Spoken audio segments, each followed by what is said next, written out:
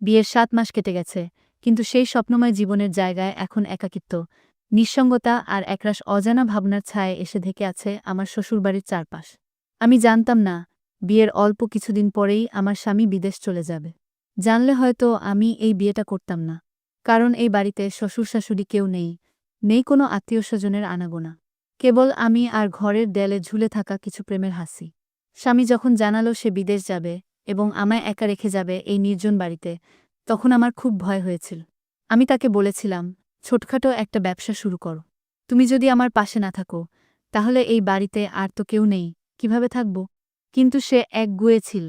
বলল, এই দেশে কষ্ট করে বড় কিছু করা যায় না। আমি বিদেশে গেলে অনেক ইনকাম করতে পারব, আমাদের ভবিষ্যৎ অনেক সুন্দর হবে। আমি চুপ করে গিয়েছিলাম, তবে তার চোখে ছিল কিছুটা আক্ষেপ আর কিছুটা স্বপ্ন। সেই সময় সে আমাকে আশ্বস্ত করল, তোমার চিন্তা করতে হবে না। তুহিন তো তোমার ছোট ভাই, সে আমাদের বাড়িতে এলে এই বাড়ির খেয়াল ও তোমার দেখাশোনা করতে পারবে।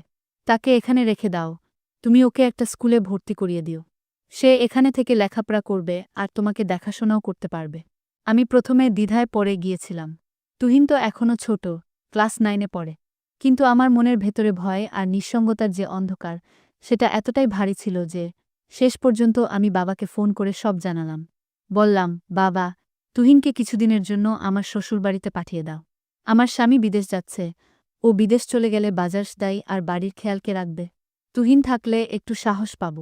বাবা এক মুহূর্ত থেমে বলল, তুই তো জানিস তুহিন ছোট, তাও যদি তুই মনে করিস ওর থেকে তুই সাহস পাবি, তাহলে ওকে পাঠিয়ে দিচ্ছি। তারপরেই ঠিক হয়ে গেল।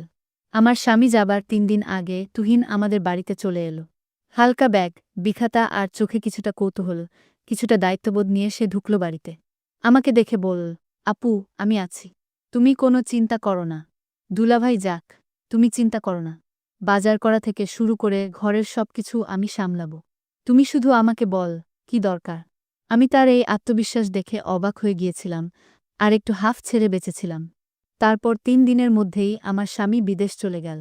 ভোরবেলা বাসস্ট্যান্ডে ওকে বিদায় দিয়ে এসে আমি আর তুহিন পাশাপাশি হাঁটছিলাম, যেন জীবনের নতুন এক অধ্যায় শুরু হচ্ছে। প্রথম 2-3 দিন সবকিছু বেশ স্বাভাবিক লাগছিল। তুহিন নিয়ম করে স্কুলে যায়, এসে আমার জন্য কিছু বাজার করে আনে, ঘরের কাজেও সাহায্য করে। ওর মধ্যে একটা পরিণত ভাব আমি খেয়াল করছিলাম, যদিও সে ছোট, তবু যেন কথাবার্তায় একটা নির্ভরতা ছিল। কিন্তু তারপর ধীরে ধীরে কিছু ছোটখাটো অদ্ভুত জিনিস খেয়াল করতে থাকলাম, যেগুলো শুরুতে গুরুত্ব দিইনি। যেমন ঘরের দরজাগুলো একটু খোলা থেকে যায়, আমার ব্যবহৃত জিনিস এক জায়গার জিনিস অন্য জায়গায় রাখা, একটুও এদিক ওদিক।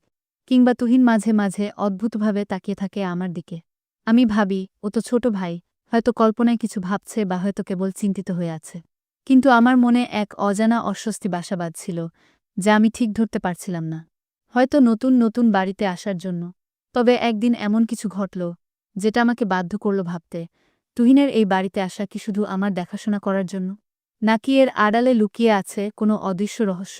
স্বামী যখন বিদেশ বাড়ি জমালো, তখন মনের ভেতরটা এক অদ্ভুত শূন্যতায় ডুবে গেল, যেমন কেউ হঠাৎ পায়ের নিচ থেকে মাটি সরিয়ে নেয়।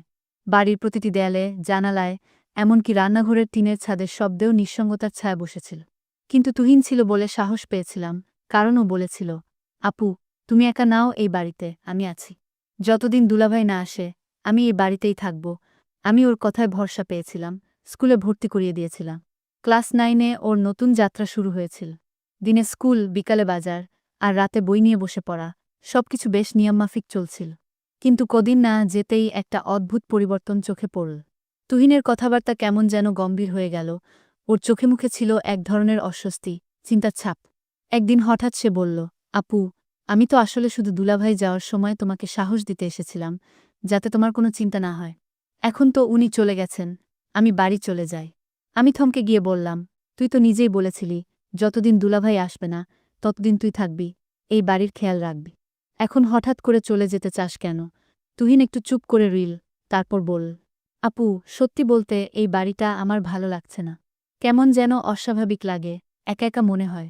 মাঝে মাঝে মনে হয় কেউ যেন তাকিয়ে আছে, বা ঘরের বাতাস ভারী হয়ে যায়। আমি ওর দিকে অবাক হয়ে তাকিয়েছিলাম। তুই কি ভয় পাচ্ছিস? তুহিন বলল, ভয় না, কিন্তু একটা অস্বস্তি হয়, যেন সবকিছু খুব নিঃশব্দ আর অচেনা হয়ে গেছে। তাছাড়া দুলাভাই তো নেই, তুমি একা আছো। আমি তাকে বললাম, দেখ তুহিন, আমি তো তোকে বলেছি তুই থাক। আর তুই থাকলে আমার ভালো হয়। তুই যদি এই বাড়িতে না থাকিস তাহলে এই বাড়ির দেখাশোনা কে রাখবে? তুহিন খানিকক্ষণ চুপ থেকে বলল, আপু, আমি থাকব, তবে আমার একটা কথা রাখতে হবে। আমি হেসে বললাম, বল, কি চাই? ওর মুখটা হঠাৎ গম্ভীর হয়ে গেল। বলল, তুমি সেটা আমাকে কখনো দেবে না। আমি অবাক হয়ে বললাম, তুই চাইবি আর আমি না দিব? এটা কি হয়? সে বলল, তাহলে শোনো, আমি এখনই বলবো না, পরে বলবো। আমি হেসে বললাম, আচ্ছা, পরে বলিস। এরপর কিছুদিন সবকিছু স্বাভাবিক মনে হচ্ছিল, কিন্তু আমি মনে মনে ভাবছিলাম, তুহিন কিছু একটা মনে লুকিয়ে রেখেছে। মাঝে মাঝে রাতে আমি রান্নাঘরে পানি নিতে যাই, দেখি সে জেগে বসে আছে। আবার কখনো দেখি জানালার পাশে দাঁড়িয়ে বাইরে তাকিয়ে আছে, যদিও বাইরে তেমন কিছুই নেই। একদিন আমি জানতে চাইলাম, তুই রাতে এত জাগিস কেন?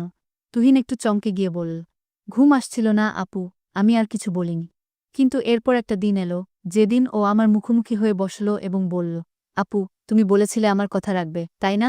আমি বললাম, হ্যাঁ, বল। ও বলল, তুমি আগে কথা দাও, রাগ করবে না। আমি একটু অবাক হলেও বললাম, আচ্ছা, রাগ করব না। তখন ও বলল, তুমি দুলাভাইকে অনেক ভালোবাসো, তাই না? প্রশ্নটা শুনে আমি একটু থমকে গেলাম, তারপর বললাম, হ্যাঁ, স্বামীকে তো ভালোবাসতেই হয়। তুহিন মাথা নিচু করে বলল, আমি জানি, তুমি আমাকে সবসময় একজন আপনজনের মতোই দেখো। কিন্তু আমি একা এই বাড়িতে থাকতে থাকতে অনেক বিষয় নিয়ে দ্বিধায় পড়ে গেছি, যেগুলো হয়তো ঠিক না, কিন্তু আমি চাইলেও ধারণা থেকে নিজেকে সরাতে পারছি না। আমি গম্ভীরভাবে বললাম, তুই এখনই নিজেকে সামলে নে। তুই তো আমার ছোট ভাইয়ের মতো, আমাদের সম্পর্ক পবিত্র। তুই তো আমাকে ভুলভাবে ভাবতে পারিস না। তুহিন মাথা নিচু করে চোখ মুছল, বলল, আমি চেষ্টা করছি নিজেকে সামলাতে। মাঝে মাঝে দুলাভাইয়ের ঘরটা দেখে খুব শূন্য লাগে। আমি ওর পাশে বসে বললাম, দেখ তুহিন, আমাদের সম্পর্ক যেন সবসময় বিশ্বাস আর সম্মানের থাকে, এটাই সবচেয়ে জরুরি। সেদিন রাতটা সে নিজের ঘরে একা কাটাল। পরদিন আমি দেখলাম সে খুব নীরব হয়ে গেছে, স্কুলে গেলেও চুপচাপ, আমার সাথেও কম কথা বলে। বুঝতে পারছিলাম ওর মধ্যে একটা মানসিক দ্বন্দ্ব চলছে, কিন্তু আমি বুঝতে পারছি না তার মানসিকতা কি। তবে একদিন হঠাৎ সে আমার সামনে একটা পুরনো চিঠি নিয়ে এলো, বলল, আপু, এই চিঠিটা আমি তোমার আলমারির নিচে পেয়েছি। আমি অবাক হয়ে চিঠিটা খুললাম। সেটা আমার শ্বশুরের লেখা, যেখানে লেখা ছিল, এই বাড়িতে একটি পূর্ণ অভিশাপ আছে, যা প্রতি পুরুষ প্রজন্মে ফিরে আসে। এই ঘরের কেউ দীর্ঘদিন একা থাকতে পারে না, কিছু অদ্ভুত ঘটনা ঘটতে থাকে, যা মানুষকে মানসিকভাবে দুর্বল করে ফেলে। আমি চিঠিটা পড়ে কেঁপে উঠলাম। তুহিন বলল, আপু, আমি হয়তো তাই আজকাল অস্বাভাবিকভাবে ভাবছি। এসব হয়তো আমার নিজের ইচ্ছা নয়, বরং এই পরিবেশের প্রভাব। তখন আমি ওকে বললাম, তুই দোয়া পড়বি, মন শক্ত রাখবি। আমি তোকে কখনো একা ছেড়ে দিতে পারি না। সেই মুহূর্তে ভাবলাম, তুহিনের কথার পেছনে হয়তো শুধু মানসিক দ্বন্দ্ব নয়, এই বাড়ির এক গভীর রহস্য জড়িত।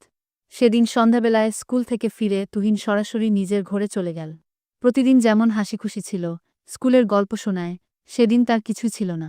দরজা খোলা রেখেই সে বিছানায় শুয়ে পড়েছিল। আমি তখন রান্নাঘরে নাস্তা বানাচ্ছিলাম।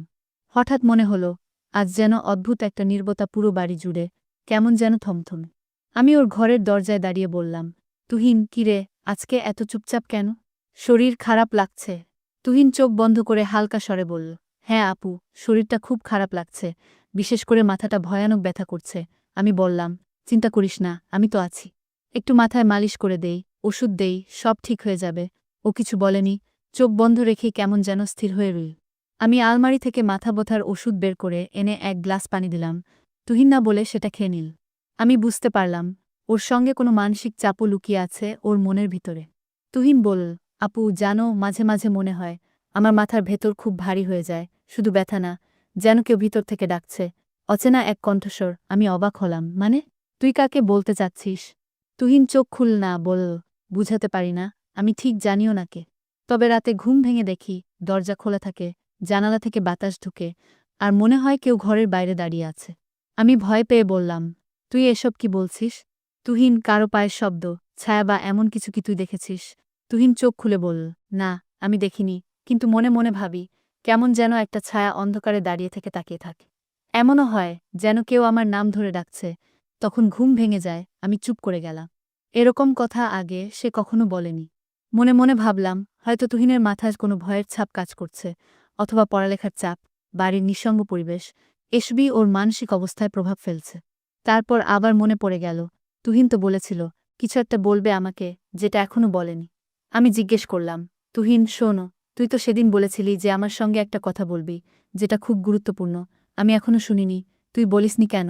তুহিন চোখ সরিয়ে জানালার দিকে তাকালো, বলল, সময় হলে বলবো আপু, এখন বললে হয়তো তুমি বুঝবে না। আমি বললাম, আমি তো তোকে কথা দিয়েছিলাম, রাগ করব না। তুই চাইলেই বলতে পারিস। তুহিন মাথা নিচু করে বলল, তোমার বিশ্বাস হারিয়ে ফেলতে চাই না আপু, সেই কারণেই বলিনি এখনো। আমি বুঝে গেলাম, তুহিনের মনে কিছু চলছে, হয়তো নিজের ভাবনা, মানসিক দ্বন্দ্ব বা অতীতের কিছু ঘটনা, যেটা সে বলতে চায় কিন্তু ভয় পাচ্ছে। আমি তখন আর জোর করলাম না, বললাম, আচ্ছা, সময় হলে বলিস। তবে নিজের মধ্যে পুষে রাখিস না, কষ্ট হয়। তোর সেটা আমিও বুঝি। তুহিন ধীরে ধীরে ঘুমিয়ে পড়ল। আমি ওর পাশে বসে চুপ করে ওর মুখের দিকে তাকিয়ে রইলাম। ছেলেটা বড়ই অদ্ভুত হয়ে যাচ্ছে, কিছু একটা লুকিয়ে রাখছে, অথচ সেটা তাকে কষ্ট দিচ্ছে, মানসিকভাবে ভেঙে দিচ্ছে। রাত বাড়ছিল, বাইরে হালকা বৃষ্টি শুরু হয়েছিল। আমি উঠে গিয়ে জানালাটা বন্ধ করলাম, তারপর ঘর থেকে বের হয়ে চলে আসলাম আমার ঘরে। রাত 2টো নাগাদ হঠাৎ ঘুম ভেঙে গেল আমার। ঘরের জানালার বাইরে কুকুরের ডাকে ঘুম ভেঙেছিল, তারপর একটা চাপা শব্দ পেলাম, তুহিনের ঘর থেকে যেন কারো কান্নার শব্দ। আমি দ্রুত উঠে গিয়ে ওর ঘরের দিকে গেলাম। দরজাটা আধা খোলা ছিল, আমি ভিতরে গিয়ে দেখলাম, তুহিন বিছানায় বসে কাঁদছে। আমি বললাম, তুহিন, কি হয়েছে রে? দুঃস্বপ্ন দেখেছিস? তুহিন মাথা নিচু করে বলল, আমি ঠিক আছি আপু, একটু কষ্ট হচ্ছিল, নিজের উপর খুব রাগ হচ্ছে। আমি ওর পাশে গিয়ে বসে বললাম, তুই একা কষ্ট পাবি না? আমি তোর বড় বোন, তোর কি হয়েছে? আমাকে বল। তুহিন আমার দিকে তাকিয়ে হালকা হাসল, তবে সেই হাসিতে ব্যথা লুকিয়েছিল। সে বলল, আপুর মতো কেউ পৃথিবীতে নেই, যাকে সব বলা যায়। কিন্তু সব বলা যায় না বলেই সবচেয়ে কাছের মানুষটাকেই কষ্ট দিই। আমি চুপ করে ওর কথা শুনলাম। যাই হোক, তুই তো জানিস আমি তোকে কত ভালোবাসি। আমি জানি আপু, তুই আমার মায়ের মতো, তুই আমার ভাইয়ের মতো। তুহিন চোখ বন্ধ করল, বলল, এই কথাটাই সবচেয়ে বেশি শক্তি দেয়, আবার কষ্ট দেয়। আমি তখন বুঝে গিয়েছিলাম, তুহিনের মনের ভেতরে এক ধরনের দোটানা চলছে, সময় হলে সে নিজেই বলবে, কিন্তু আপাতত ওকে সাহস আর আশ্বাস দিয়ে পাশে থাকতে হবে। নিজের তুহিনের কষ্টের গভীরতা বুঝতে পেরে আমি ওর পাশে বসে আর কিছু বললাম না। আমার বিশ্বাস, ও একদিন নিশ্চয়ই আমাকে সব বলবে, যখন নিজের সাহস জোগাতে পারবে। আপু, আসলে আমি তোমাকে যে কথাটি বলতে চেয়েছিলাম, সেটি হলো, আমি বাড়িতে থেকে চলে যেতে চাইছিলাম না, আমি বাড়িতে থেকে চলে যাওয়ার অভিনয় করছিলাম। আমি তোমাকে পরীক্ষা করেছিলাম, যে তুমি আমার বড় বোন, কতটা আমাকে খেয়াল রাখো। কিন্তু আপু, আমি একটা বিষয় বুঝতে পারলাম, আসলে আমি তোমাকে কোনো কথাই বলতে চাই না, এটা আসলে আমি এমনি বলেছিলাম, দেখি তুমি কি করো। কিন্তু তুমি এটাই প্রমাণ করলে যে, ভাই বোনের সম্পর্ক সারা জীবন যেন পবিত্র থাকে, এবং এই সম্পর্ক যেন কোনোদিন শেষ না হয়ে যায়। আর তুমি এমনভাবে আমার দেখাশোনা করেছ, সেটা নিজের মায়ের মত। আসলেই তুমি একজন সত্যিকারের বোন, যার কোনো তুলনা হয় না। পরদিন সকাল, সূর্যের নরম আলো ঘর ভর্তি করছিল। তুহিন যে একটু হালকা লাগছিল, কিন্তু ওর চোখে সেই দৃষ্টির ছায়া মুছে যায়নি, ওর মধ্যে এখনো লুকানো সেই গল্প, সেই বেদনাই ছিল। আমি ওকে খাওয়াতে নিয়ে আসলাম, ওর প্রিয় প্যানকেক আর চায়ের কাপ হাতে দিয়েছিলাম। তুহিন ধীরে ধীরে খেতে লাগল। এভাবেই আমাদের গল্প শেষ হলো, এক ভাইবোনের অটুট বন্ধন, যেখানে ভালোবাসার বোঝাপড়াই ছিল সবচেয়ে বড় অস্ত্র। জীবনের যে কোনো ঝড়কে আমরা একসাথে মোকাবেলা করব, কারণ আমরা পরিবার। বন্ধুরা, আজকের গল্পটি এখানেই শেষ করলাম। যদি গল্পটি ভালো লাগে, তাহলে অবশ্যই আমার চ্যানেলটিকে সাবস্ক্রাইব করে পাশে থাকবেন। ধন্যবাদ।